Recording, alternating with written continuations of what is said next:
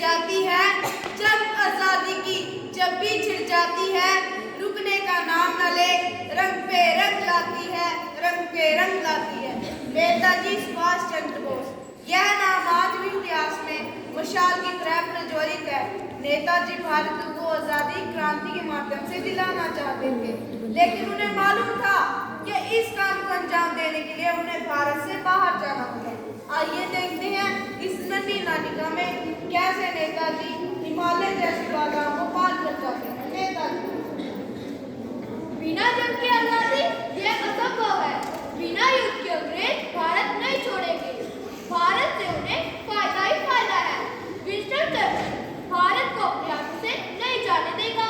भारत छोड़ो आंदोलन का खेल मानता है। चाचा जी आपसे कोई मिलने आ रहा है। कोई पठान जैसा लगता है। उसे चुपचाप पीछे वाले दरवाजे से ले आओ। किसी को भी मालूम नहीं पड़ना चाहिए। सावधानी से। ठीक है चाचा जी, हम अभी आते हैं। भारत को आजाद कराने के लिए कुछ तो करना होगा। सभी को इकट्ठा करना होगा और मिलकर आगे बढ़ना होगा। वंदे मातरम सुभाष भाई। कैसे हो अकबर भाई? खुदा की मेहरबानी से बिल्कुल ठीक हूँ। अब तो हमारी गदर पार्टी और किसान सभा भी मिल गई है। क्रांतिकारियों को मिलना ही होगा। पर अकबर भाई, अब मैं ये आजादी की जंग हिंदुस्तान में रहकर नहीं लड़ सकता। मुझे जर्मनी और जापान जाना होगा। जर्मनी और जापान? युद्ध नीति अकबर भाई, युद्ध नीति। जर्मनी और जापान दोनों ब्रिटेन के दुश्मन हैं और दुश्मन के दुश्मन हमारा साथ देंगे ना। हम और किसान सभा भी आपका साथ देंगे और फ्रांकियों को हिंदुस्तान की सीमा से भगाएंगे। उन्हें भगाने के लिए हमें उनसे युद्ध करना होगा। किस देश को बैठे बैठे बिना युद्ध के आजादी मिले? यह ब्रिटिश सरकार दोगली है।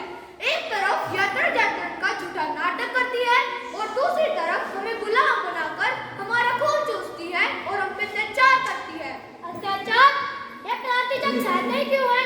पहले तो अंग्रेजों ने हमारे हरे भरे खेतों को बंजर कर दिया और अब हमारे किसान भाइयों से जबरदस्ती काम करवाते हैं, उन पे टैक्स भी लगाते हैं। इनकी शोषण की तो कोई सीमा ही नहीं है। जो कल तक अपना हाथ नहीं चुकाते थे, आज उनके हाथ में रोटी तक नहीं है।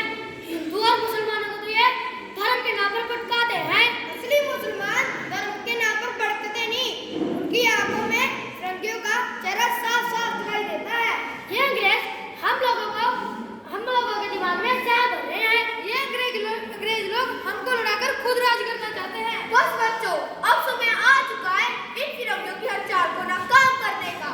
और अकबर भाई, मौलवी के कपड़े लाए हो ना? शिशिर, तुम अकबर भाई को पीछे वाले दरवाजे से ले जाओ। ठीक है जनाब। पर अकबर भाई, आप बाहर पंडित के वेश में जाना। बाहर चारों तरफ पुलिस का कड़ा पहरा लगा हुआ है। सुभाष भाई, आप मेरी फिक्र ना करें। वंदे मातरम, वंदे मातरम। चाचा, इसका मतलब क्या आप पठान के वेश में जाएंगे? चाचा जी हम जाएंगे कैसे? बाहर तो पुलिस का कड़ा पहरा लगा हुआ है। जब स्वतंत्रता पुकारती है तब सब पहरे टूट जाते हैं। शिशिर, तुम मुझे कल सुबह अंधेरे में स्टेशन पर छोड़ आना। ठीक है चाचा जी। और लोगों को क्या कहोगे? यही कि आपने मौन व्रत धारण किया है और आपके कमरे में कोई जा नहीं सकता। शाबाश, चलो फिर।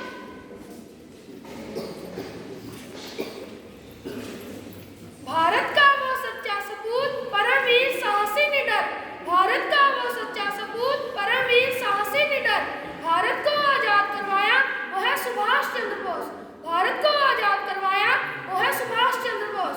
जय हिंद और दिल्ली चलो का नारा उन्होंने लगाया था। जय हिंद और दिल्ली चलो का नारा उन्होंने लगाया था। आजाद हिंद की फौज बनाकर अंग्रेजों को भगाया था। आजाद हिंद की फौज बनाकर अंग्रेजों को भगाया था। भारत में गौरव पाकर वो नेताजी कहलाए थे। भारत में गौरव पाकर वो नेताजी कहलाए थे। उनके असीम योगदान से भारत आजादी का स्वाद चख पाया था। उनके असीम योगदान से भारत आजादी का स्वाद चख पाया था। इस प्रकार नेताजी सुभाष चंद्र बोस मौलवी के वेश में ट्रेनों और बसों से पेशावर पहुंचे।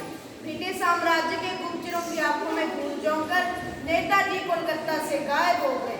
नेताजी जर्मनी और जापान गए।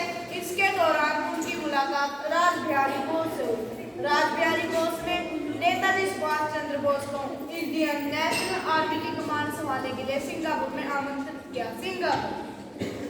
साथियों, आप सब तो जानते ही होंगे कि मैं सदा एक सिपाही रहा हूँ और हमने अपने देश की आज़ादी के लिए इंडियन नेशनल आर्मी की स्थापना की। और आज ही हमारा एकमात्र लक्ष्य यही है कि हमारे देश को अंग्रेजों की गुलामी से जल्दी मुक्ति मिले। और आज इसी एकमात्र लक्ष्य को ध्यान में रखते हुए मैं आज ये इंडियन नेशनल आर्मी की कमांड सुभाष चंद्र बोस के हाथों में सौंपना चाहूँगा।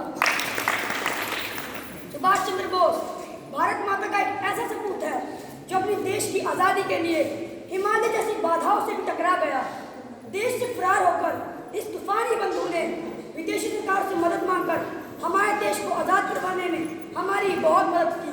और आज से इस आर्मी के नए नेता सुभाष चंद्र बोस हैं।